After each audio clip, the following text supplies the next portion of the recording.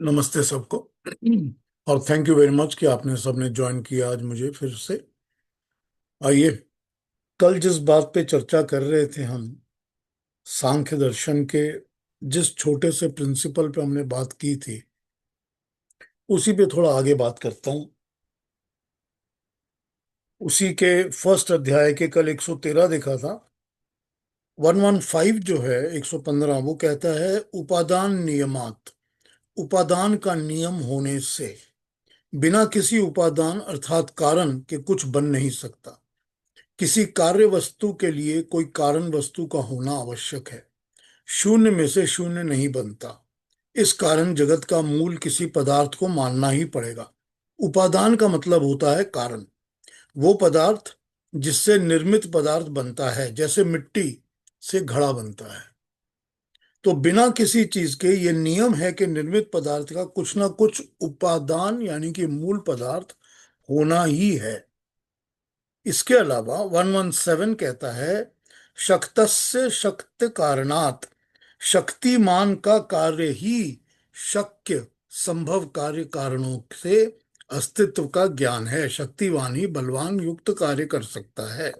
मतलब यह है कि जो शक्ति वाला होता है वही कोई दूसरा महान काम कर सकता है। बिना शक्ति के काम नहीं होता। शक्ति जगत रचना का कार्य इतना महान है, इस कारण इसके करने वाला अवश्य ही कोई अद्वितीय अनपैरेलल्ड शक्ति वाला है। कार्य जगत को देखकर यह अनुमान किया जाता है कि इसको बनाने वाला उपादान कारण दोनों ही, उपादान भी और निमित्त भी, दोनों कारण अवश्य ही कोई महान शक्तिशाली है। शक्ति का अर्थ कर्ता नहीं होता कि करने वाला है, ये नहीं होता। निमित्त कारण तो करता है, परंतु उपादान कारण करता नहीं है। निमित्त मतलब जो एफिशिएंट कॉज है, जो बनाने वाला है, उसको कर्ता कहते हैं, जो करता है, करने वाला है। लेकिन उपादान कारण, इस पर भी जो सत्य रजस और तमस है, इन महान शक्तियों को प्रकृति कहते हैं। ये ही वो शक्तियां हैं जिनको परमात्मा अपनी तेज और अपनी इच्छा से निर्माण का कार्य में लगाता है। तो यहाँ पर कल हमने देखे थे कि हम उपादान कारण पर ही बात कर रहे थे, और हमने ये कहा था कि कोई भी चीज बिना किसी चीज से नहीं बनती। कोई भी कार्य जो होता है उसका कोई कुछ ना कुछ कारण जरूर होता है, जिसको हम मॉडर्न साइंस में कॉज और इफेक्ट का नाम देते हैं। अब इफेक्ट कोई भी चीज है तो उसका कोई कॉज तो है ना। तो जब कॉज है तभी तो कुछ बनेगा ना। तो बिना, फिर ये कहाँ से कहा जा सकता है कि परमात्मा नहीं है? क्योंकि बिना बनाए हुए तो कोई चीज बनती नहीं है ना। तो प्रकृति के अंदर जो भी होता है बनता है। जब इतनी विशाल सृष्टि है, इतनी बड़ी दुनिया, पूरा का पूरी कायनात, पूरी की पूरी क्रिएशन हमको दिखती है, तो ये थोड़ी कहा जा सकता है कि इसको बनाने वाला कोई नहीं है। ये तो नहीं कहा जा सकता ना। तो ये आधार जिस लोगों का होता है, जो इस प्रिंसिपल पे चलते हैं, वो फिर सिरे से एक के बाद एक हर चीज को नेगेट करना शुरू कर देते हैं। तो एक तो वो परमात्मा का नेगेट होना शुरू हो जाता है कि बनाने वाला कोई नहीं है, अपने आप बन गई। जब अपने आप बन गई तो फिर बाकी का जो आधार है क्रिएशन का, वो सारा का सारा कि ये क्रिएशन सत्य है। अब उस दिन जैसे एक सत्यचित और आनंद पे बात हुई थी, तो हमने सत्य को एक्सप्लेन किया था कि ये क्रिएशन सत्य तो है, रियलिटी तो है। फिर वो इसको भी डिस्काउंट करना शुरू कर देते हैं, क्योंकि ये भी अपने आप ही बन गई है। और फिर जैसे उस दिन हुआ था मेरे साथ, जिसके साथ मैं बातें कर रहा था, उसने कहा कि जब ये क्रिएशन बन जाती है, नेचर बन जाती है, प्रकृति बन जाती है, तो ये परमात्मा को बनाती है। अब ये this is the odd most argument. मैंने कभी ऐसी आर्ग्यूमेंट नहीं सुनी थी पहले। तो इससे ज्यादा बेवकूफी की बातें और क्या हो सकती हैं? तो ये सब वही है, ये सब वही है जो कि आसुरी प्रवृत्ति के लोग हैं। यहीं से आसुरी प्रवृत्ति स्टार्ट होती है। जब परमात्मा पर विश्वास नहीं होता, जब परमात्मा के ऊपर भरोसा नहीं होता, ट्रस्ट नहीं होता, तो जो मनुष्य के अंदर की प्रवृत्ति है, वो प्रवृत्ति ही आसुरी हो जाती है, नेगेटिव हो जाती है। यही हम देख रहे हैं जो हमको बता रही है गीता 16th चैप्टर के अंदर। तो कल हमने 16th चैप्टर पे बातें की थी, और बातें करके देखा था कि जो भगवान ने अब अपनी बात शुरू की है, उन्होंने 26 हमको पॉइंट्स बताए थे जो उन्होंने दैवीय शक्ति के बारे में बताया था, दिव्य शक्तियों के बारे में। उसको उन्होंने इलेबोरेट नहीं किया, क्योंकि वो सेकंड चैप्टर से लेके 16 चैप्टर तक उन पर बात करते आए हैं कॉन्स्टेंटली, सभी पर बात करते रहे हैं। लेकिन उसके बाद उन्होंने हमको बताया कि आसुरी संपदा क्या होती है। अब जो आसुरी है उसको उन्होंने एक्सप्लेन करना शुरू कर दिया एक एक करके। तो शुरू उन्होंने प्रवृत्ति और निवृत्ति से किया, फिर उन्होंने सत्य सदाचार के ऊपर बात की। तो इन सब बातों को लेकर आप अगर पॉइंट्स वाइज इसको भी गिनेंगे, तो कोई 50 के ऊपर पॉइंट हो जाएंगे जो कि भगवान कृष्ण सिर्फ आसुरी संपदा वालों के बारे में बताते हैं। 50 डिफरेंट पॉइंट्स, या 52 हो जाएंगे शायद। तो वो इतनी चीजें इलेबोरेटली बताते हैं आसुरी संपदा के बारे में। तो अब आप ट्रेट्स देखना शुरू करिए, कभी अपने अंदर देखिए, कभी लोगों में देखिए। तो ये सब ट्रेट्स आपको दिख जाएंगी, सब दिख जाएंगी आपको। कभी ग्रुप्स में देखिए, कभी कंट्रीज में देखिए, कभी लीडर्स में देखिए, सब ट्रेट्स दिख जाएंगी आपको। वो ट्रेट्स जिसकी कि भगवान कृष्ण 5200 साल पहले बता के गए हैं, तो हमको सब दिख जाएंगी आज भी, वैसी ही दिखेंगी जैसी वो बता रहे हैं। तो उन्होंने शुरू ही कर दिया था निवृत्ति और प्रवृत्ति के साथ, कि इन लोगों को ये पता नहीं होता कि हमें क्या करना चाहिए और क्या नहीं करना चाहिए। तो अपने कर्मों का, अच्छे कर्मों का पता नहीं होता, बुरे कर्मों का भी पता नहीं होता कि मैं बुरा कर रहा हूं। यहां से उन्होंने अपनी बात शुरू की। फिर वो ये कहते हैं हमको कि ये जो आसुरी संपत्ति के लोग होते हैं, ये आसुरी संपत्ति के साथ जन्म लेते हैं। तो एक बात और क्लैरिफाई हो जाती है कि दो तरह के लोग इस दुनिया में जन्म लेते हैं। कुछ लोग ऐसे होते हैं जिनके अंदर दिव्य शक्ति होती है, दिव्यता होती है, और कुछ ऐसे होते हैं जिनके अंदर आसुरी शक्तियां होती हैं, आसुरी संपद होती है।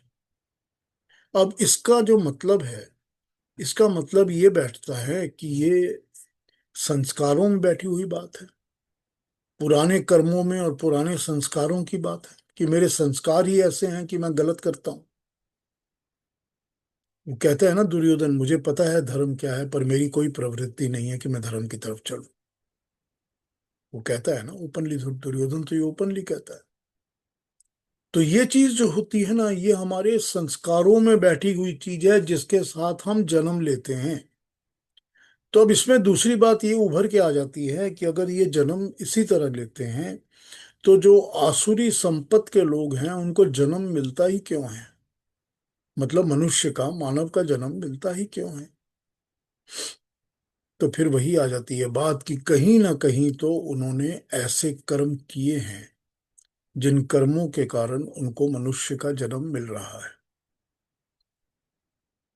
संस्कार बुरे पड़े हुए हैं, लेकिन फिर भी कुछ कर्म हैं जिनसे मनुष्य का जन्म मिल रहा है, लेकिन संस्कार बुरे पड़े हुए हैं। तो संस्कार जो बुरे पड़े हुए हैं, उन संस्कारों के करेक्शन के लिए ही तो जन्म मिल रहा है। क्यों बताई जा रही है इतनी बातें डिटेल के अंदर? क्यों भगवान अपनी बात को इतना डिटेल में समझा रहे हैं?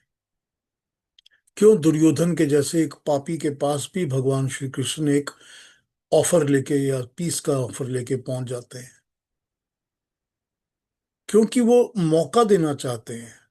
वो चाहते हैं कि जो संस्कार पड़े हुए हैं, जो बुरे हैं, उसको सुधारो, उसको ठीक करो, उसको समझो, समझ कर उन पर काम करो। इसीलिए तो इतना डिटेल में वो हर बात हमको समझाते हैं, एक दो तीन करके स्टेप बाय स्टेप समझाते हैं। हर एक बात वो हमको इन डिटेल बताते हैं कि ये नंबर 1 है, नंबर 2 है, नंबर 3 है, ये भी है, ये भी है, ये भी है। कितना डिटेल बताते हैं वो हमारे को। इतना डिटेल कहीं दुनिया में मिलता ही नहीं है। और अगर इन डिटेल्स को फॉलो करके भी हम अपने अंदर छिपे हुए असुर को बाहर नहीं निकाल पाते, तो बहुत दुर्भाग्य है हमारा, बड़ी बदकिस्मती है हमारी कि हम नहीं कर पाते। यही इंडिकेशंस भगवान जो है वो एक एक करके पॉइंट वाइज दे रहे हैं। तो उन्होंने जो हमको अभी तक बताया है, जो हमने पढ़ना शुरू किया, 6 पॉइंट्स तो उन्होंने बता ही दिए थे शुरू में। कल मैंने उस पर थोड़ी सी बात की भी थी, चर्चा भी की थी, दंभ, दर्प और अभिमान पर। फिर उन्होंने बताया था अज्ञान, कठोरता और क्रोध। ये 6 उन्होंने पॉइंट बता दिए थे असुरों के। उसके बाद उन्होंने शुरू किया थी कि आसुरी प्रवृत्ति के लोग जो इसके साथ ही जन्म लेते हैं, 2 प्रकार के प्राणी सृष्टि में जन्म लेते हैं। अब उन्होंने मनुष्य नहीं कहा, प्राणी कहा है। तो ऐसे प्राणी भी होते हैं जिनके अंदर दैवीय संपदा और आसुरी संपदा होती है। बड़ी क्लियरली आपको दिख जाता है ना, सारे के सारे जानवरों में दिखता है ना। कितने जानवर होते हैं जो अच्छे होते हैं, सॉफ्ट होते हैं, प्यारे होते हैं। कितने जानवर होते हैं जो हमेशा अटैक करते हैं, गुस्सा रहता है उनके अंदर हमेशा, बहुत दम्भ और अभिमान रहता है उनके अंदर हमेशा। तो प्राणी भी सब जगह दुनिया में उसी तरह से दैवी तथा आसुरी जन्म लेते हैं, जैसे मनुष्य जन्म लेते हैं। अब वो 6 पॉइंट बताने के बाद उन्होंने पहला शुरू कर दिया प्रवृत्ति और निवृत्ति के साथ, कि ये नहीं जानते कि इनको करना क्या चाहिए, और ये नहीं जानते कि मुझे क्या नहीं करना चाहिए। ये सबसे पहली डिमार्केशन लाइन यहीं पर आ जाती है। तो जब करना क्या चाहिए नहीं पता, और नहीं करना क्या चाहिए ये भी नहीं पता, तो अपने आप ही तो कर्म जो है वो अफेक्ट हो गए ना। तो जब कर्म अफेक्ट हो गए तो उनका कर्म फल भी अफेक्ट हो जाएगा। तो ये कर्म ही ऐसे करते हैं जो कि कर्म नहीं करने चाहिए। और फिर ये बता देते हैं कि ना इनके अंदर सदाचार होता है, ना पवित्रता होती है, और ना सत्य होता है। सदाचार, शिष्टाचार, गुड बिहेवियर, डिसेंसी, पवित्रता, प्योरनेस, शौच, अपने मन में, विचार में, हैबिट्स में, जिंदगी में पवित्रता नहीं होती। और सत्य तो होता ही नहीं है। और फिर ये कहते हैं जगत को असत्य मानते हैं, इसका आधार नहीं मानते। कहते हैं कोई ईश्वर नहीं होता, और सारी क्रिएशन जो है वो मेरे मौज मारने के लिए ही बनी है, मेरी कामुक शक्तियों को पूरा करने के लिए बनी है, मेरी कामनाओं की पूर्ति के लिए ही क्रिएशन बनी है। इसीलिए मैं इसको एक्सप्लॉइट कर सकता हूं अपनी कामनाओं के लिए। जितना दिल में आए मौज मारो, ये मौज मारने के लिए ही बनी है। यही प्रिंसिपल है जिसको ये लोग एक्सप्लॉइटेटिव करके सारी दुनिया में चलाते हैं। जहां तक जिसके अंदर जितनी क्षमता होती है, उस क्षमता के साथ वो यही काम करता है कि मैं अपने पर्सनल गेन के लिए, ग्रीड के लिए, लोभ के लिए हर चीज को एक्सप्लॉइट करूं, या अपने अभिमान के लिए, अपने घमंड के लिए हर चीज को एक्सप्लॉइट करूं। इसीलिए बनी है क्रिएशन। तो ये गुण गिनाते गिनाते वो काम हेतुक तक आ गए हैं। वो हमने 8 तक पिछली बार पढ़ लिया था। तो अब हम आगे इसके पढ़ते हैं। आगे भी वो सारे आसुरी शक्ति, आसुरी संपदा के ही गुणों को गिनाएंगे एक एक एक एक करके। तो अब हम नंबर 9 और 10 को पढ़ते हैं आज। तो अलका जी हमको 9 और 10 दोनों पढ़ दीजिए प्लीज। जी। एतां दृष्टिं वष्टभ्ये नष्टात्मानो अल्पबुद्धे प्रभवन्त्युग्रकर्माणे क्षेयाय जगतो हिता कामम् आश्रित्य दुष्पूरम् दम्भमानमदान्वितः मोहाद् गृहीत्वा सद्ग्राहा परिवर्तन्ते शुचिव्रतः। Thank you so much. आइए देखते हैं क्या कह रहे हैं 9 में। एताम दृष्टम अवष्टन्य नाष्ट आत्मना, नष्ट आत्मा वाले इस दृष्टिकोण को पकड़कर क्षुद्र बुद्धि वाले अल्प बुद्धया प्रभवंती समर्थक होते हैं। उ- उग्र उग्रकर मान, भारी भीषण कर्म करने वाले, क्षयाय, नाश के लिए, क्षय के लिए, जगत का अहित करते हैं। नंबर 9 कहता है, इस दृष्टिकोण को पकड़कर, कौन सा दृष्टिकोण? कि जगत में कोई ईश्वर नहीं है, जगत का कोई आधार नहीं है, और ये सारा जगत मेरे कामक, मेरी अपनी इच्छाओं को, कामनाओं को पूरा करने के लिए ही बना है। इस तरह के दृष्टिकोण को पकड़कर, आइडियाज को पकड़कर, ये अल्प बुद्धि, इनके अंदर बुद्धि नहीं होती। बुद्धि होती तो ज्ञान होता, ज्ञान नहीं होता। अल्प बुद्धि नष्ट आत्मा, जिनकी आत्माएं नष्ट की तरफ ही चलती हैं। भयंकर कर्म करने वाले लोग जगत के शत्रु बनकर उसके विनाश के लिए उभरा करते हैं। जगत के शत्रु बनकर, सारी दुनिया के शत्रु बनके, जगत का विनाश करने के लिए, क्योंकि ये नष्ट आत्मा है जो नष्ट ही करती हैं। ऐसी आत्माएं हैं जो नष्टता का काम करती हैं, तो ये जगत का हमेशा ही नुकसान करते हैं, क्योंकि इनको अपना फायदा करना है। तो सेल्फिश इंटरेस्ट, जहां सेल्फिश इंटरेस्ट पूरा होगा, वहां जगत का नुकसान होगा।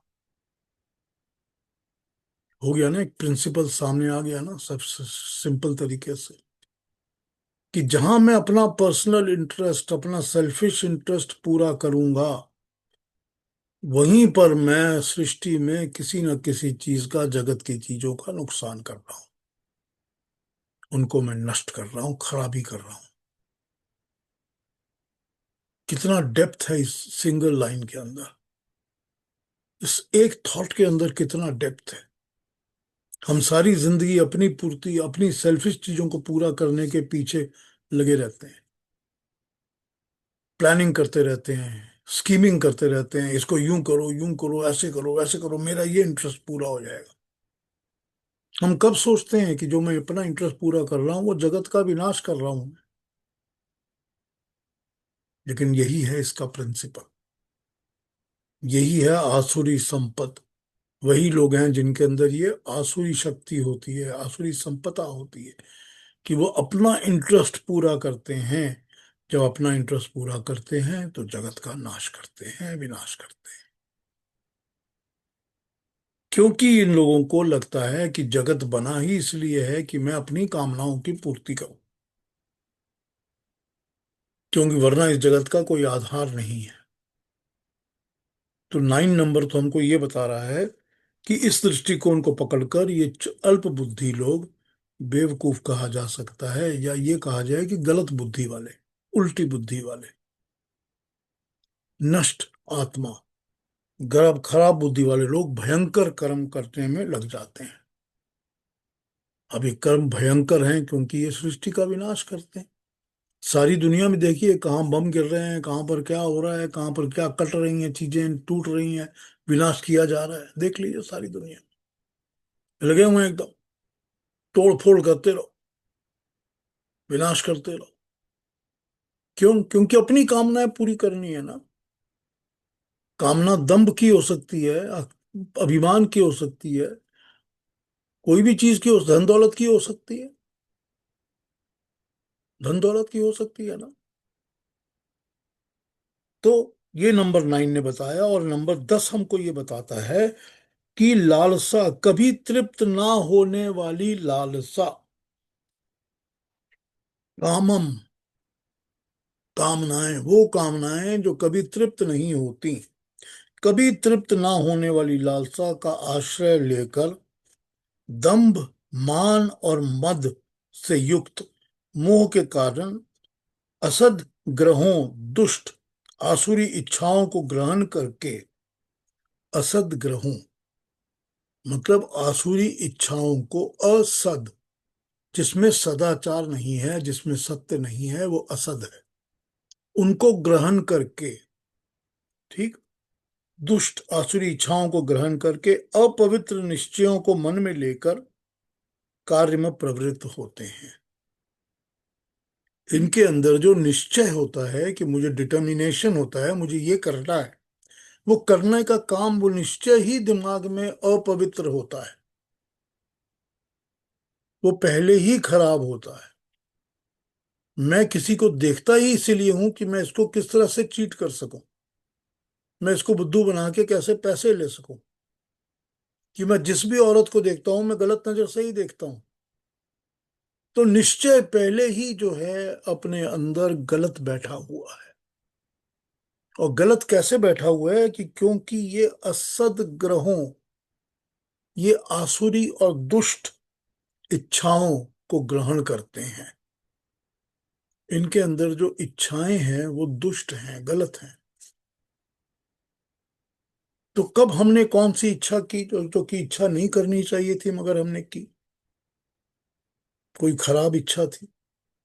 कब हमने एकदम सेल्फिश काम किया कि हमको अपने पर्सनल इंटरेस्ट के लिए ही काम करना है? तो वो सारी की सारी इस आसुरी प्रवृत्ति के अंदर आ जाती है। और अपने आसपास देखिए, लोगों को देखिए, किस तरह का निश्चय, किस तरह की इच्छाएं लेके लोग काम करते हैं। कितना पर्सनल इंटरेस्ट किसका क्या रहता है, कि पैसा बनाना है तो सब चीजें भूल जाओ, सामने वाले की इज्जत मत करो, यूज करो, एक्सप्लॉइट करो। हम इन चीजों में लगे रहते हैं हर वक्त। तो ये बता रहे हैं कि कभी न तृप्त होने वाली लालसा, क्योंकि लालसा और कामना एक ऐसी चीज होती है, इच्छाएं और कामनाएं या लालसाएं, लालसा जब कामना बढ़ जाती है तो वो लालसा बन जाती है। जब कामना अपने अंदर ग्रहण कर लेती है, पकड़ लेती है, और पकड़ कर वो वही काम करवाती है जो कि कामना के पीछे हमारा सारा मन और बुद्धि लग जाता है, तो लालसाएं हो जाती हैं या वासनाएं हो जाती हैं।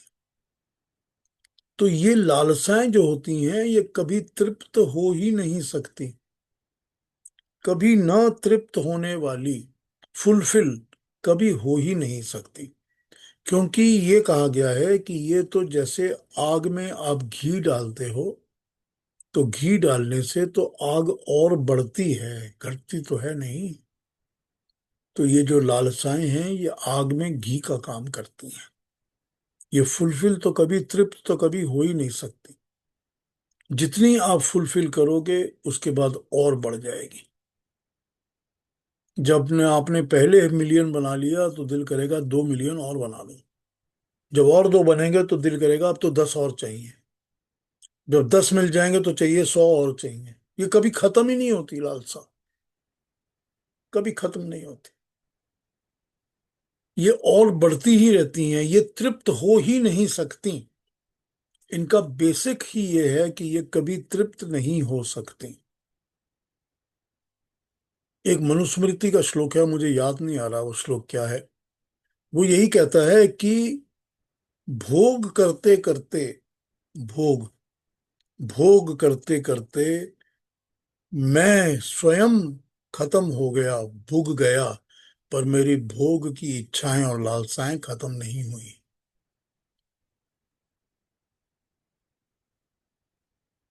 ये वो मनुस्मृति कहती है। ये तृप्ति कभी हो ही नहीं सकती लालसा की, ये हमेशा बढ़ती रहती है। ये तभी होगा जब इसको रोका जाएगा। जब इनको रोका जाएगा, विचारों को, मन के अंदर इच्छाओं को, कामनाओं को, इनको रोक के अटका दिया जाएगा कि नहीं, ये नहीं करनी, तभी रुकेंगी। वरना तो ये बढ़ती जाएंगी। एक पूरी होगी तो 10 जन्म लेंगी, 10 पूरी होंगी तो 100 और हो जाएंगी। ये कभी बंद नहीं हो सकती, तृप्त हो ही नहीं सकती। तो जो इसके पीछे पड़ा हुआ है, जिसका दिमाग इसी के ऊपर लगा हुआ है, वो तो कॉन्स्टेंटली इनके कंजम्पशन के पीछे ही लगा हुआ है।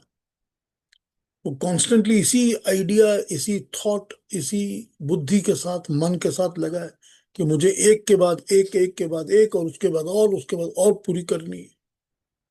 चाहे उसके लिए जिसका मर्जी नुकसान हो जाए, जिसकी मर्जी क्षति हो जाए, दुनिया बर्बाद हो जाए, आग लग जाए, हर तरफ बम पड़ जाए, कोई बात नहीं। क्योंकि वो तो अपनी इस पर्सनल इच्छाओं के लिए इन लालसाओं के लिए जिनको तृप्त करना चाहते हैं, वो हमेशा ही जगत का नुकसान करते हैं। क्योंकि प्रिंसिपल तो वही है ना। जब प्रिंसिपल कहता है कि जब भी हम पर्सनल इंटरेस्ट के लिए कुछ करेंगे तो हम जगत का नुकसान करेंगे, तो जब प्रिंसिपल है तो फिर वही होना है, होगा ही वही। तो ये जो 9 और 10 वाला है, वो ये कहता है कि ये लोग अपवित्र निश्चय लेकर ही मन में कार्य की तरफ प्रवृत्त होते हैं। कि ये अपने मन के अंदर जो निश्चय कर लेते हैं, डिसीजन ले लेते हैं, पक्का सोच लेते हैं, वो होता ही अपवित्र है, गलत निश्चय है। इसीलिए वो उस तरफ ही लगे होते हैं, उसी तरफ काम कर रहे होते हैं। मैं घर से निकला ही हूं कि मैंने दूसरे घर में जाके चोरी करनी है, तो निश्चय ही मेरे मन में वही है कि मैं गलत करूंगा। तो जब गलत करूंगा लेके ही घर से निकला हूं, तो मेरे अंदर वो ड्राइविंग फोर्स सारी की सारी दुष्ट है, अपवित्र है, गलत है। क्योंकि सब कुछ तो विचारों से ही होता है ना। पहले तो मन के अंदर विचार आता है ना कि मुझे करना है, वही तो निश्चय बन जाता है। तो जब मन के विचारों को जब तक हम ठीक नहीं करेंगे, और मन में आया विचार तो कर्म हो गया ना, एक कर्म तो हो ही गया। तो ये अपने कर्मों को नहीं संभाल सकते, क्योंकि ये प्रवृत्ति और निवृत्ति को नहीं पहचानते। ये नहीं जानते कि मुझे क्या करना चाहिए और क्या नहीं करना चाहिए। और क्योंकि इनके अंदर आसुरी टेंडेंसीज हैं, उन टेंडेंसीज के कारण ये गलत ही निश्चय लेते हैं और गलत की तरफ ही बढ़ते हैं, वही काम करते हैं। तो जैसे मैंने आपको बताया कि एक एक करके वो और पॉइंट्स गिनाते जाएंगे हमको, 1 2 3 कर करके। तो 9 नंबर के अंदर उन्होंने बता दिया, नष्ट आत्मा भयंकर कर्म करने वाले जगत का शत्रु बन के काम करते हैं, विनाश करते हैं। और इसके अंदर उन्होंने बता दिया, कभी ना तृप्त होने वाली आशराएं। और फिर दंभ मान मद मोह। दंभ, ठीक, पाखंड, शो ऑफ, मान अभिमान, मद नशा, नशा, और मोह किसी चीज के लिए बहुत ज्यादा डिजायर, बहुत डिजायर, मोह। इन सब के कारण ये लोग दुष्ट आसुरी इच्छाओं को ग्रहण करते हैं। इन सब के कारण ये लोग दुष्ट और आसुरी इच्छाओं को अपने अंदर ग्रहण कर लेते हैं, अपना लेते हैं। यही इनके अंदर होता है, कभी दंभ के कारण, कभी अभिमान के कारण, कभी नशे में, कभी मोह के कारण। नशा कौन सा होता है? नशा होता है अपनी लालसाओं को पूरा करने का। वो नशे की तरह दिमाग में छा जाती है, वो दिमाग को और कुछ काम करने ही नहीं देती, वो पकड़ के जकड़ के रख लेती हैं अपने अंदर। वो हमको 9 और 10 ये बता रहा है कि इस तरह से कार्य में ये प्रवृत्त होते हैं। इसमें दोनों बातें हैं। एक बात तो वो है जो कि हमको दिख जाए कभी कि इसके अंदर क्या है, जिसको हमको अपने लिए अवॉइड करना है, कि मेरे अंदर इसमें से कौन सी चीज है। क्या मैं भी सेल्फ इंटरेस्ट के लिए स्कीमिंग प्लानिंग करता रहता हूँ? क्या मेरा भी दंभ, अभिमान, मोह, किसी वस्तु का मोह, किसी मनुष्य का मोह, कोई भी चीज, या मेरी लालसाओं का, कामनाओं का मोह, क्या है मेरे अंदर, क्या है इसमें से? तो जो अगर इसमें से कोई ऐसी आसुरी संपदा मेरे अंदर है, तो उसको तो मुझे सबसे पहले कान पकड़ के बाहर निकाल कर फेंक देना है। ये तो मुझे अपने ऊपर काम करना है। और दूसरी बात, जैसे कल रेणु जी ने कहा था, जिनके दूसरों के अंदर मेरे को ये चीज दिखती है, वहां से मैं ये तो सीख ही सकता हूं कि मुझे ये अडॉप्ट नहीं करनी अपने लिए, और अडॉप्ट भी नहीं करनी। और इसके अलावा मुझे ये, जिन लोगों के अंदर ये संपदा है, जिन लोगों में ये चीजें हैं, मुझे उनको अवॉइड करना है। मुझे अपनी जिंदगी में उनकी कोई आवश्यकता नहीं है। मुझे उनको अपनी जिंदगी में नहीं लेके आना। ये तो मैं सीख सकता हूं ना, क्योंकि ऐसे ही एनलिस्ट करके बता रहे हैं ना, 1 2 3 करके। 1 2 3 को तो हम समझ सकते हैं ना, अपने दिमाग के अंदर रख सकते हैं ना, कि ये पॉइंट्स अपने अंदर रख लो। अब जैसे ही कोई सामने कोई नजर आती है ऐसी चीज, मनुष्य कोई भी ऐसी, तो दिख जाता है कि हाँ हाँ, ये चीज हमने पढ़ी थी। इस मनुष्य के अंदर ये चीजें हैं, मुझे ये अडॉप्ट तो नहीं करनी, इसको भी मैंने दूर करना है, मुझे इसकी जरूरत नहीं है। ये तो कर सकते हैं ना, अपनी जिंदगी में सुधार लाने के लिए। तो ये हमने 9 और 10 को पढ़ा, 11 और 12 भी पढ़ देते हैं। वो भी इसी को आगे बढ़ा रहे हैं, भगवान कृष्ण इसी पे बातें कर रहे हैं। तो अलका जी, हमको 11 और 12 भी पढ़ दीजिए, 11 और 12। जी। चिंता। चिन्तां परिमेयां च प्रलयान्तामुपाश्रितः कामोपभोगपरमाः एतावदिति निश्चितः आशापाशशतैर्बद्धा कामक्रोधपरायणा ईहन्ते कामभोगार्थम् अन्यायेनार्थसञ्चया। Thank you very much. Number 11 हमको कहता है, अपरिमित चिंताओं में, लिमिटलेस और बाउंड्रीलेस, जिनकी बाउंड्री नहीं होती, मतलब अनकंट्रोल्ड, अनकंट्रोल्ड चिंताओं में, जो सृष्टि के प्रलय पर ही जाकर समाप्त होंगी। ये पड़े हुए लोग कामनाओं के परम भोगी, भोग ही सर्वस्व है, ये उन्होंने निश्चय कर लिया है। ऐसे जो लोग होते हैं ये बदलते नहीं हैं, ये प्रलय तक, जब तक ये क्रिएशन होगी, इस तरह के लोग ऐसे काम करेंगे।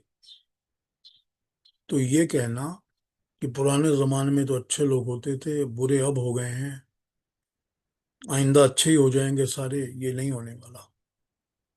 जब तक ये क्रिएशन है, ऐसे लोग होंगे।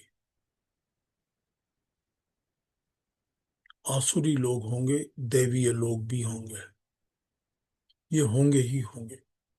क्योंकि ये भोगी हैं, इनको लगता है भोग ही सर्वस्व है, कंजम्पशन ही सब कुछ है।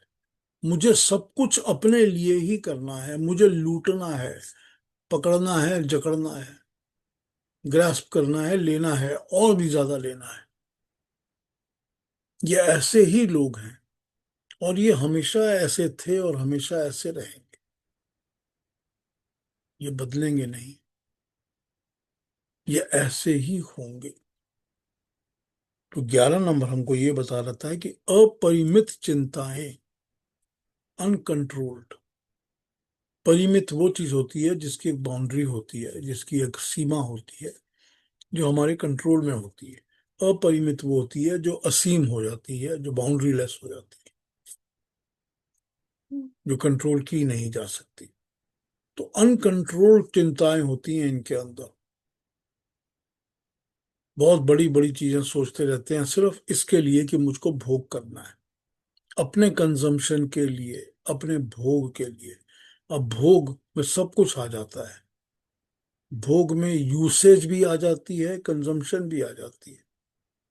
मैं यूज कर रहा हूं लोगों को अपने पर्सनल इंटरेस्ट के लिए, तो वो भी भोग में आ जाता है। मैं यूज कर रहा हूँ पूरे सिस्टम को, पॉलिटिकल सिस्टम को, कंट्री के सिस्टम को, लीगल सिस्टम को, क्यों? क्योंकि वो मैं अपने भोग के लिए कर रहा हूँ। तो यूसेज भी आ जाती है, और कंजम्पशन तो आती ही आती है भोग के अंदर।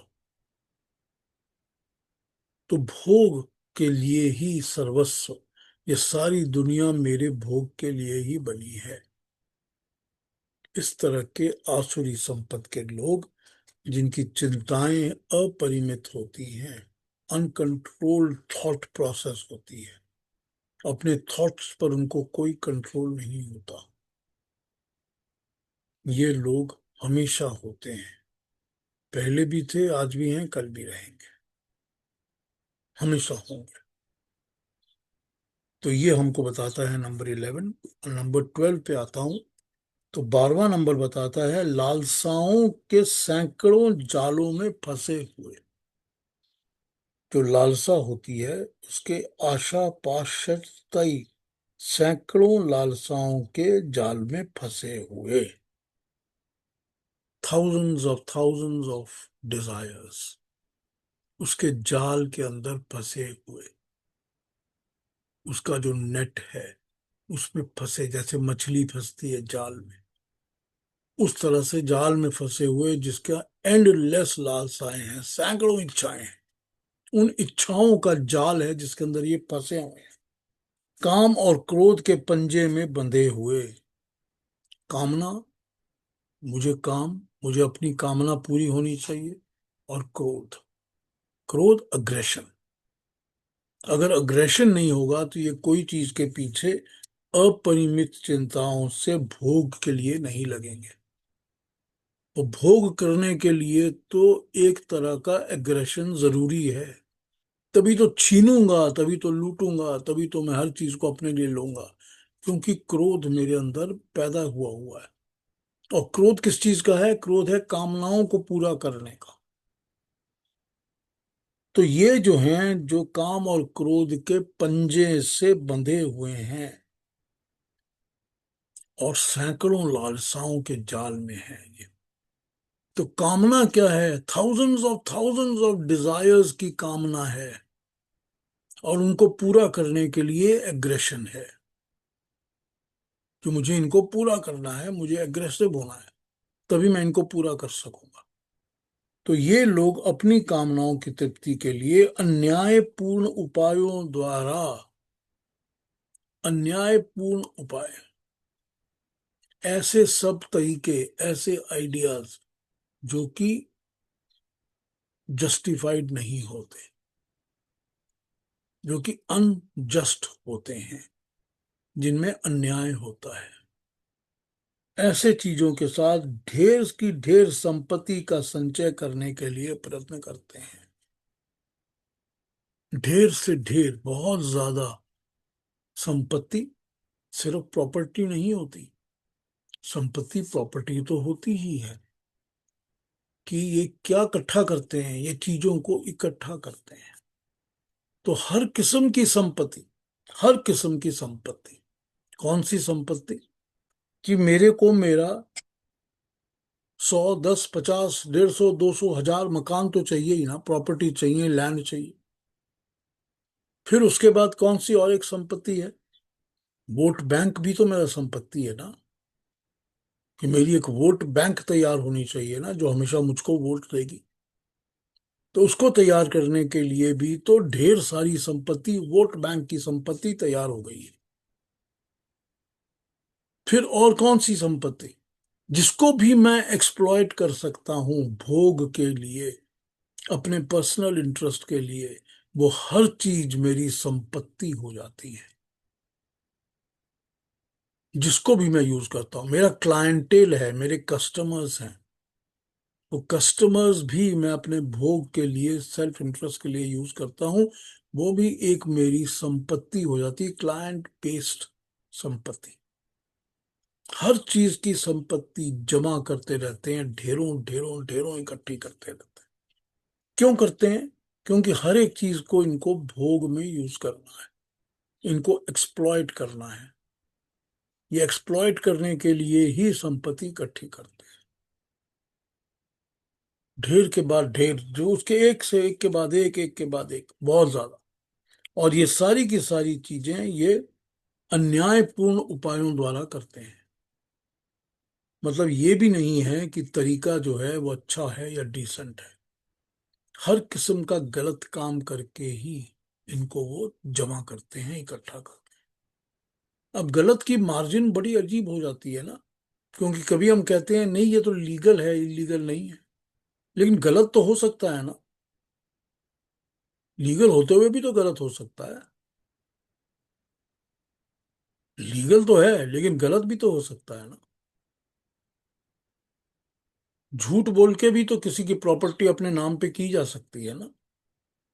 फिर कहा जा सकता है ना कि भाई वो प्रॉपर्टी तो लीगली अब मेरी हो गई है, लेकिन उसके पीछे झूठ तो था ना।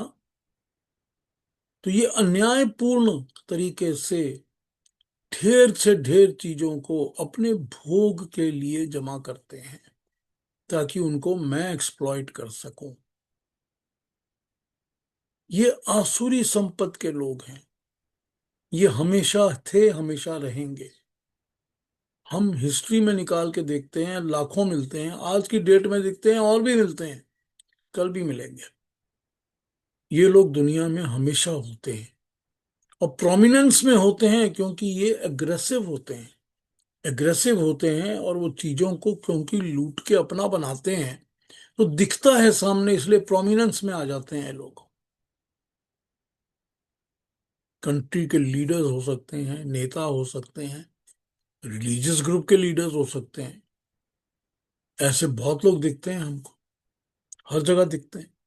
तो ये 11 और 12 हमको ये बता रहा है कि लालसाओं के सैकड़ों जालों में फंसे हुए, काम और क्रोध के पंजे में बंधे हुए, काम क्रोध परायण, अब उनके परायण, उनके अधीन, उनके गुलाम बने हुए, काम गोपार्थम, कामनाओं की तृप्ति के लिए, अन्याय न, अन्यायपूर्ण उपायों से अर्थ संचयान, धन का संचय करते हैं। अर्थ का, धन का संचय करते हैं। तो ये हमको ये पॉइंट वाइज बता रहा है, एक एक एक एक करके। तो जहां इन्होंने प्रवृत्ति निवृत्ति से शुरू किया था, शुरू करके अब ये 12वें श्लोक तक इन चीजों पर भी आ गए हैं कि किस तरह की सैकड़ों लालसाओं की जाल होता है, काम और क्रोध के पंजे होते हैं। इनकी सारी की सारी चिंता होती है अपने भोग के लिए, और ये सारी दुनिया को अपने भोग का सामान ही समझते हैं। ये भयंकर कर्म वाले होते हैं, ये जगत के शत्रु होते हैं। दंभ मान मद और मोह, इनसे ये ग्रस्त होते हैं। ये इनको पकड़ के रखता है। दंभ, मान, मद, मोह, ये इनको पकड़ के रखता है। और इन्हीं के कारण ये अपनी वासनाओं को पूरा करने के लिए ये संचय में लगे रहते हैं, ये भोग में लगे रहते हैं, सिर्फ अपने पर्सनल इंटरेस्ट को पूरा करने के लिए। तो आज 11 12 यहीं पर रुक जाएं क्या? कोई बात करनी है, कुछ पूछना है आज के बारे में, या कोई क्वेश्चंस हैं, या दोबारा समझना हो तो बता दीजिए, मैं फिर से बातें समझा देता हूँ आपको। इसमें हाँ एक बताइए केतु जी।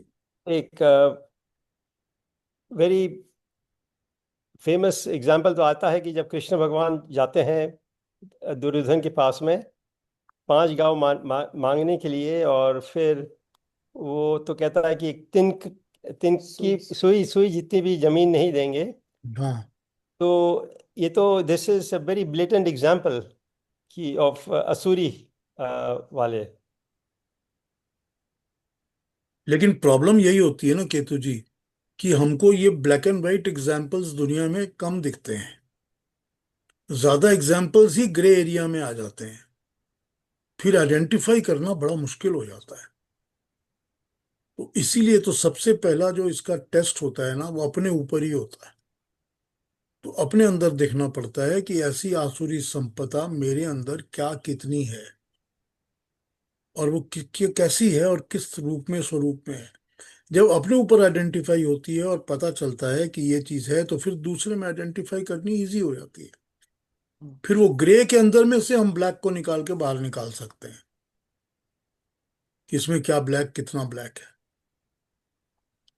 तो एग्जाम्पल तो हमको ठीक है, हिस्ट्री में मिल जाते हैं कि दुर्योधन में ऐसा था, मगर दुर्योधन तो अपेरेंटली ऐसा था ना। अब लोग, जो लोग अपेरेंटली नहीं हैं, मुश्किल तो वहां होती है ना। वहां पहचानने में मुश्किल होती है ना। तभी तो ये ब्रेकअप दिया हुआ है ना पॉइंट वाइज, कि आप हाँ जी। पॉइंट वाइज ब्रेकअप के ऊपर जब ध्यान लगाएंगे कि ये एक गुण है, ये एक गुण है, ये एक है, ये एक है, तो आपको दिखना शुरू होगा कि हाँ ठीक है, ये तो इसके अंदर है, मनुष्य के अंदर ये वाला हो या ना हो, पर वो वाला तो है ना। तो इस तरह पॉइंट वाइज आपको दिखना शुरू हो जाता है। जब आप एनालाइज करना शुरू करेंगे और एक एक पॉइंट को लेकर सोचेंगे, तो दिखने लग जाएंगे आपको। तो फिर वो पूरा का पूरा दुर्योधन नहीं होगा, फिर भी उसके अंदर 20% दुर्योधन होगा। दिखने लग जाएगा ना। ठीक है ना। ठीक है, धन्यवाद। हाँ, युक्ता जी क्या कहेंगी? मैंने मुझे भी कुछ बहुत पूछना है अच्छा आप, समझाया लेकिन आपने, बहुत अच्छी तरह से समझाया। धन्यवाद। Thank you, thank you. हाँ जी, और मुझे कोई क्वेश्चन किसी का, कोई और बात कुछ कहना चाहते हैं? मेरे मन में दो बातें आ रही थी आपसे पूछने के लिए।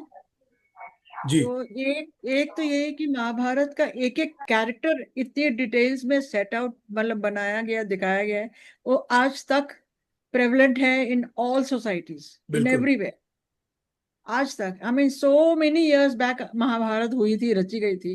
वो आज तक शायद उस वक्त उस इससे भी ज्यादा वो था, इससे भी ज्यादा वो मतलब भयानक था, लेकिन दिखता है सब जगह।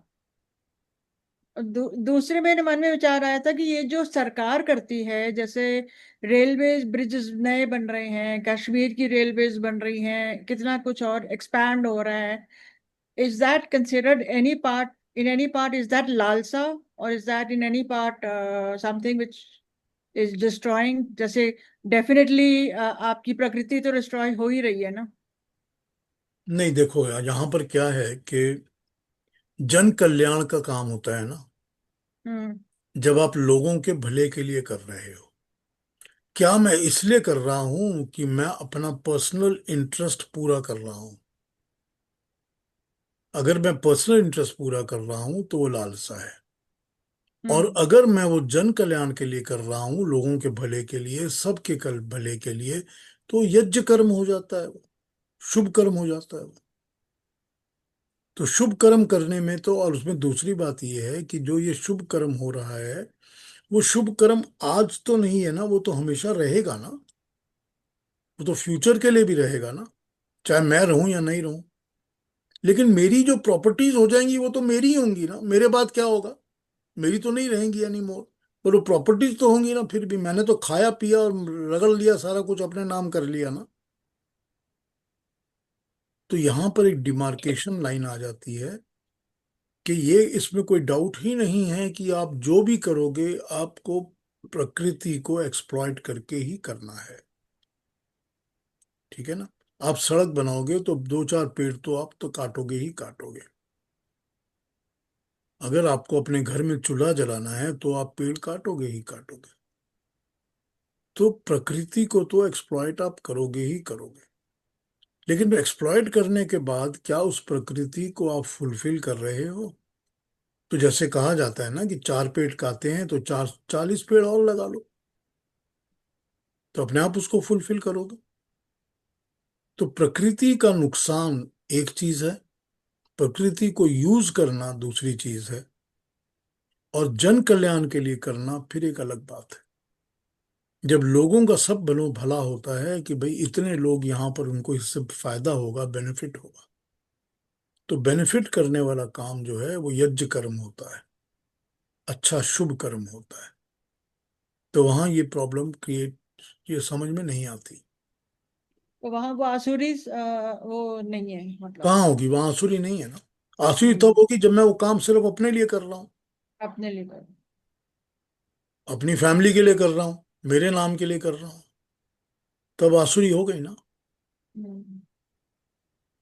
हाँ, ज्योति जी, दूसरी ज्योति जी एक और है। ज्योति जी, आप क्या पूछेंगी बताइए, आपने हाथ रेस किया। अ, हाँ, मुझे बस आपको शुक्रिया करना था कि I am so oblige that मुझे ये मिल गया कि ये गीता का पाठ सुनना। It's such a divine thing to listen to such this.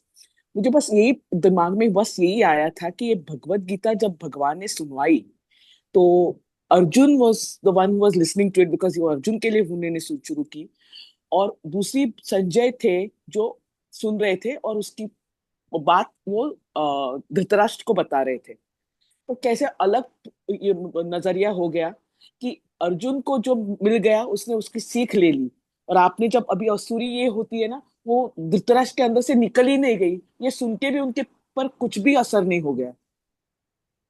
This is something which I thought about, so I thought let me just say this. Very nice, very nice, बिल्कुल ठीक एनालाइज किया है आपने, बिल्कुल ठीक। कि हाँ, जो थैंक आसुरी प्रवृत्ति के लोग होते हैं उनके ऊपर ज्ञान का भी असर नहीं होता। यू। यस, बिल्कुल ठीक कहा आपने। Thank you. मुझे सुनने यही वालों बात में आप, तो हाँ। संजय ने तो सुनकर ही कह दिया था कि जिस तरफ भगवान कृष्ण और अर्जुन है विजय उसी तरफ होगी। संजय ने तो ये बात कही थी धृतराष्ट्र को, लेकिन धृतराष्ट्र को तो ये बात समझ में नहीं आई थी ना। तो वो आसुरी प्रवृत्ति का मनुष्य था, इसीलिए उसके ऊपर गीता के ज्ञान का कोई असर नहीं हुआ। ठीक कहा आपने। Thank you. मुझे वही आप ये बता रहे थे तो मैं यही सोच रही थी कि मूलभूत जब ये हुआ, भगवत गीता सुनाई गई, भगवान ने सुनाई, तो इनको इतना ये अच्छा ये मिला सुनने के लिए भगवान के मुंह से, ये उन पे असर नहीं हुआ कुछ भी। तो जैसे आपने अभी बताया कि आसुरी वैसे ही उनका सोल ही वैसे होता है, वो बदल ही नहीं सकते। That's what I felt, because ये कभी नहीं हुआ था तो ये इतने सालों बाद भी ऐसे ही लोग होते ही रहेंगे, उन पे कुछ भी असर होगा ही नहीं इस चीज बिल्कुल, का। बिल्कुल। ऐसे मुझे लगा, तो आई थॉट अब लेट मी देखिए, जस्ट से दिस। वो भी तो दंभ के साथ, अभिमान के साथ और मोह के साथ ग्रस्त था ना। करेक्ट, करेक्ट, है ना, वो उसको भी तो अपने बेटे का इतना मोह था और अपने करेक्ट। ऊपर इतना दंभ और अभिमान था, घमंड था। हम्म। तो उसके अंदर भी तो आसुरी प्रवृत्ति ही स्ट्रांग थी, तभी तो उसने कभी कोई बात समझी नहीं, सुनी नहीं, कोई असर नहीं हुआ उसके ऊपर। करेक्ट। ठीक कहा आपने। Thank you. I just enjoyed this. I just look forward to your further this. Thank you thank you, so much for this. Thank you very thank you. Much. हाँ जी, वेरी और गुड कोई? Example. है। बहुत बहुत सही। अच्छे, बहुत अच्छे। मतलब उसके अंदर मोह की इतनी ज्यादा लालसा बढ़ गई थी कि मेरा ही पुत्र हो, तो इसलिए उसने उसकी आसुरी प्रवृत्ति के ऊपर कोई चेंज नहीं आया, भगवान के नहीं, बोले। वहां पर मैं भी था ना, कि मैं मैं भी ही था। राजा होऊंगा और मेरा पुत्र ही होगा। हम्म। तो मैं और मेरा पुत्र दोनों थे ना। तो उसके ऊपर ये असर नहीं हुआ ना, कि मैं, उसकी प्रवृत्ति ही ऐसी आसुरी थी कि उसके ऊपर इस ज्ञान का कोई असर नहीं होने वाला था। तो क्या ये पीयूष जी, ये ईश्वर भी हमको ये उदाहरण देके किसी को आसुरी और प्रवृत्ति का बनाते हैं, ये सिखाना चाहते हैं कि ये प्रवृत्ति नहीं होनी चाहिए इंसानों में। बिल्कुल, बिल्कुल। एग्जाम्पल सामने ही हो जाते हैं ना हमको। और बिल्कुल। वो 1 2 3 करके ही तो बता रहे हैं हमको, तभी बता रहे हैं ना, हाँ हाँ। कि हमको समझ में आ जाए तो हम सुधर जाएं, हम पर अच्छे बन जाए। क्योंकि रावण भी जब मरे थे तब उनको भी श्री राम ने यही लक्ष्मण को कहा था कि इनका उपदेश लो तुम, ज्ञान। उनके अंदर ज्ञान होते हुए भी वो लेकिन असुरी प्रवृत्ति नहीं गई। हाँ, यही प्रॉब्लम है ना, प्रवृत्ति तो आसुरी थी ना। हाँ। वही तो है जो, यही तो लालसा जो होती है वो ड्राइव करती है, हम्म। कर्मों की तरफ ड्राइव करती है, भोग की तरफ। ठीक है ना। जी। बहुत ही अच्छा, बहुत ही अच्छा। हाँ जी, और कोई कुछ कहेंगे, कुछ पूछेंगे? Anybody else has to ask anything? Namaste, Piyushji. Namaste, everyone. नमस्ते Sita ji. Very interesting discussion. So I was just enjoying listening to all of you. Particularly when it came to the difference between what is right and what is legal. तो हाँ, हर चीज जो legally accepted होता है वो सही नहीं होता है. Correct, So it doesn't have to be right, or everything that is wrong is not illegal. That's correct. So बहुत अच्छा लगा वो पॉइंट ऑफ व्यू. और जो लोग पूछते हैं कि क्या रामायण और महाभारत सच है या जस्ट मिथिकल स्टोरीज है, तो उनके लिए तो इतने अच्छे एग्जांपल्स है which are both what to do in life and what not to do. दोनों दोनों साइड के एग्जांपल्स है, अच्छे अच्छे के भी है, बुरे के भी है, which is valid, which was valid yesterday, which is valid today, which will also be valid for our children. our Yes, generations to that come. is why they have Sanatan values. जी, They are never going to be irrelevant. They will obsolete, always be yeah, of relevance. correct, correct. Always. And they Because are valid in the West, they are valid in the East also. everywhere there are human beings, these are the same things. Yeah, who do not know what is Mahabharata or what is Ramayana. Even for them, it is valid. Yes, it is valid You don't. universally. True, very true, very true. बहुत rich kind of lesson that they teach us. Yeah, very interesting Okay. discussion. Thanks everyone. Thank you Sita ji, thank you. हाँ जी रवि जी। मैं आपका जो सबने किया मैं भी धन्यवाद कर रहा हूँ, क्योंकि जो आप बता रहे हैं इसका कोई उम्र को ऊपर नहीं है। It can be at any age if you start to learn this thing, understand this thing and try to refine yourself, that is the big thing. जो आप कह रहे हैं उसका असर धीरे धीरे हो रहा है, मेरे पर भी बहुत हो रहा है। तो उसके लिए आपका बहुत बहुत धन्यवाद। बहुत सुंदरता से आपने बताया है। आई थिंक रवि जी हमने अपने संस्कारों को ही तो ठीक करना है ना। ये एक संस्कार बात ही तो है आपने ना एक जो और भी ठीक कही होने थी, चाहिए। आपने एक और बात भी कही थी कि मिट्टी ठीक हो तो बीज उगता है, मिट्टी ठीक ना हो तो कितना भी अच्छा बीज हो उसका असर कुछ नहीं है, वो वहीं रह जाएगा। वही तो है ना। हमारे समाज में जो हमने सीखा है इतने सालों से जाते हुए, वो मिट्टी उन्होंने ठीक की है और आपने बीज डाल दिया। Thank you. Thank you Ravi ji, thank you. हाँ जी, और कोई कुछ बात करेंगे? हाँ जी, मैं हाँ वीना जी। मैं यही बता रही थी कि हमारे इतिहास में ऐसी बहुत बातें हैं। अंगुलीमाल नाम का डाकू जो था, हाँ बिल्कुल। वो अपने परिवार के लिए ही सब कुछ कर रहा था। मोह और मद सब चीजें थी उसमें, आसुरी वृत्तियां सारी थी। दम्भ। और जब दम्भ, हाँ जी, और जब भगवान जी ने कहा उन्हें कि जाओ आप अपने परिवार से पूछ के आओ कि आपकी जगह कोई आज आएगा, तो सबने मना कर दिया कि हम क्यों जाएं, आप जाओ, आपने सब कुछ किया था, हम आपकी जगह कष्ट क्यों लें। तो उस दिन उसको ज्ञान हुआ और उन्होंने वाल्मीकि बन गए और रामायण लिख दी। तो ये कितनी बड़ी बात है। तो हमारे तो बहुत उदाहरण है ऐसे साहित्य में। तो यही है ना कि कोशिश तो होती रहनी चाहिए, चाहे जिस मर्जी रूप में ज्ञान हाँ मिले, जी, तो ज्ञान अडॉप्ट तो बिल्कुल, करना पड़ता है ना। हाँ अब जी, वो ये पता नहीं होता कि कौन सी आसुरी संपत्ति वाला मनुष्य किस समय बदल जाएगा। बिल्कुल, बिल्कुल, तो आंखें खुलने के लिए प्रकाश तो अवेलेबल होना ही चाहिए ना। हाँ जी। वही होता है ना, हर हमेशा होता है ना। हम ही आंखें बंद कर लेते हैं सर। हाँ, हम जानबूझ के रखते हैं ना बंद। जानबूझ के बंद कर लेते हैं कि निकल जाने दो इसको, कोई बात नहीं। वो बिल्कुल। जो कोई बात नहीं है वो हमें उलझाती रहती है। बिल्कुल। और जी, और कोई कुछ कहेंगे? कोई बात कहनी है किसी ने?